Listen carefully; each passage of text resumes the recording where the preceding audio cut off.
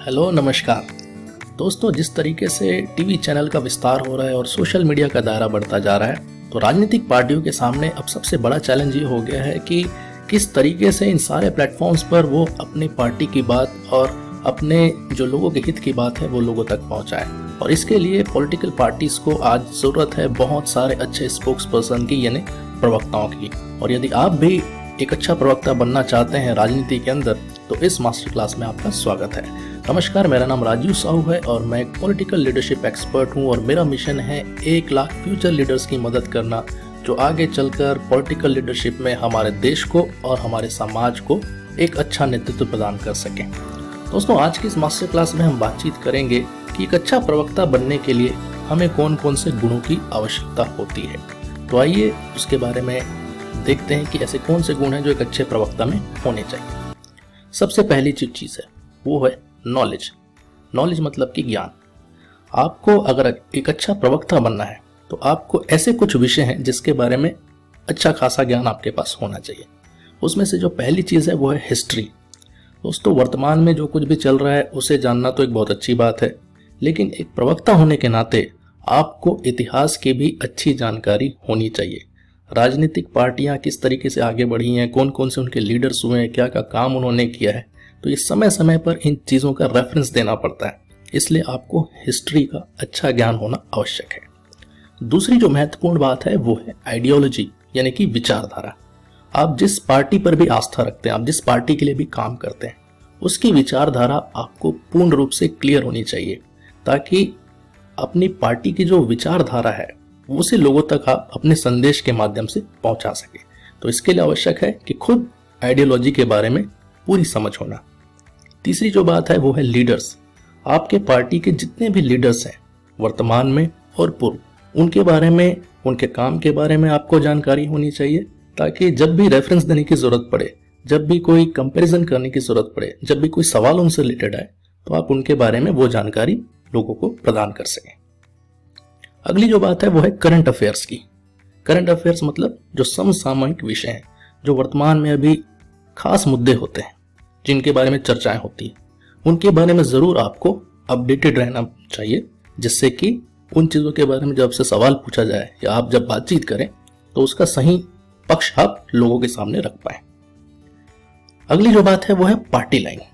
बहुत जरूरी है कि जिस पार्टी के लिए आप काम करते हैं, तो उस पार्टी का पार्टी लाइन क्या है उस विषय के बारे में ये आपको जरूर पता होना चाहिए। एक प्रवक्ता के रूप में आपके अपने व्यूज क्या हैं वो मायने नहीं रखते, मायने रखते हैं जिस पार्टी के आप प्रवक्ता हैं तो उस पार्टी का क्या रुख है उस विषय के ऊपर, ये जानना।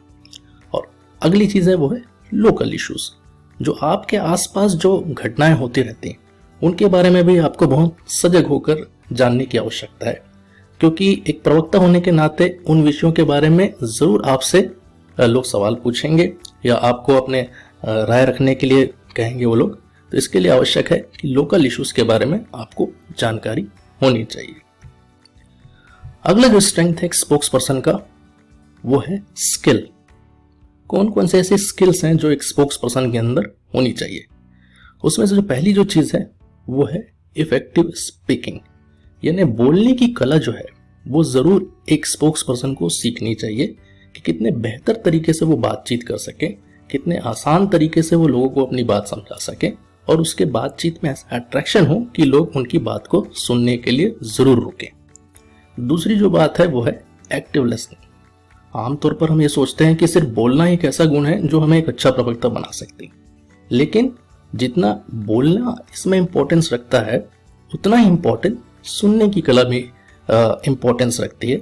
क्योंकि एक प्रवक्ता जितने अच्छे से दूसरों की बात सुनेगा वो उतने अच्छे से चीज़ों का इंटरप्रिटेशन कर सकता है, उन चीज़ों के बारे में जानकारी ले सकता है, और फिर वो जानकारी जब वो अपना एनालाइज कर लेगा फिर वो दूसरे तरीके से लोगों को उन चीज़ों के बारे में बता सकता है। इसलिए सुनना बहुत ज़रूरी है। तीसरा, आर्टिकुलेशन ऑफ थॉट्स।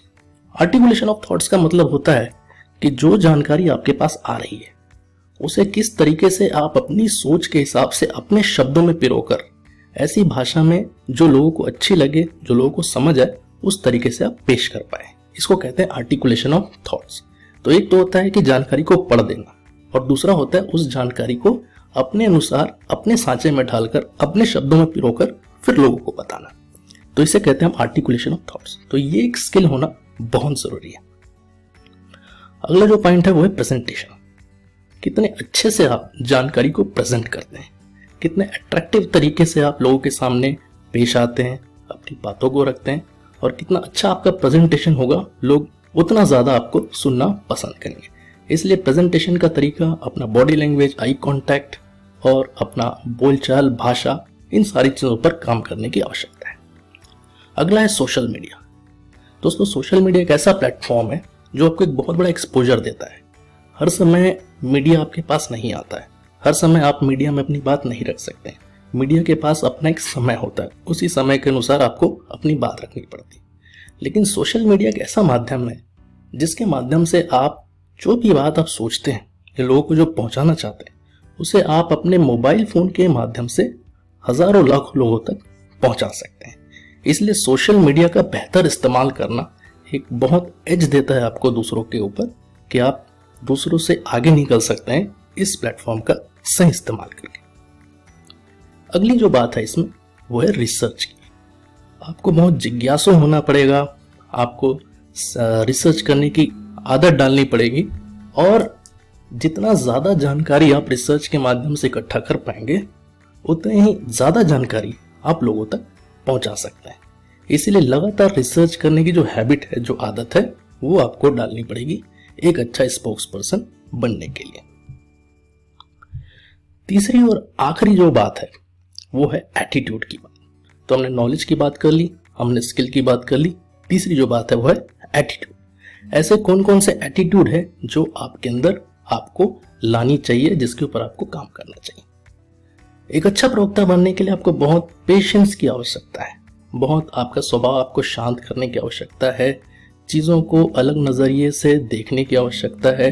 किसी भी चीज़ों पर आप धीर गंभीर होकर ही उस विषय के बारे में सोचें, ये आपसे एक्सपेक्ट की जाएगी। इसीलिए बहुत आतुरता, चंचलता, इन सब चीज़ों पर थोड़ा कंट्रोल करने की आवश्यकता होती, ताकि जो गंभीरता है, जो गहराई है, वो आपको एक अच्छा सम्मानजनक प्रवक्ता के रूप में प्रेजेंट करने में मदद कर सके। अगली जो बात है वो है टॉलरेंस। टॉलरेंस मतलब सहनशीलता। देखिए, जब प्रवक्ता होते हैं आप, तो सिर्फ आपसे अच्छे अच्छे सवाल नहीं पूछे जाते, आपके लिए अच्छी अच्छी बात नहीं की जाती, आपको क्रिटिसाइज किया जाता है, आपकी पार्टी को क्रिटिसाइज किया जाता है। तो ऐसे सिचुएशन में बहुत जरूरी है कि हमारे अंदर वो सहनशीलता हो, जिससे कि हम अपना जो धीरज है वो ना खोएं, आक्रोश जो है उसमें ना चले जाएं। इसलिए चीज़ों को उस तरीके से हमें संभालने की अपने अंदर क्षमता उत्पन्न करनी पड़ेगी। अगली जो बात है वो है कोऑपरेशन एंड कोऑर्डिनेशन। देखिए, प्रवक्ता होने के नाते आप जितने लोगों से नेटवर्क बढ़ाएंगे, जितने लोगों के साथ अपने संबंध बढ़ाएंगे, उतनी ज़्यादा इंफॉर्मेशन आपके पास आएगी, और जितनी ज़्यादा इंफॉर्मेशन आपके पास आएगी, उतने ज़्यादा आप लोगों को जानकारी दे सकते हैं, और उतने अच्छे से आप हर एक विषय पर अपनी बात जो है वो लोगों के सामने अलग अलग माध्यम से रख सकते हैं।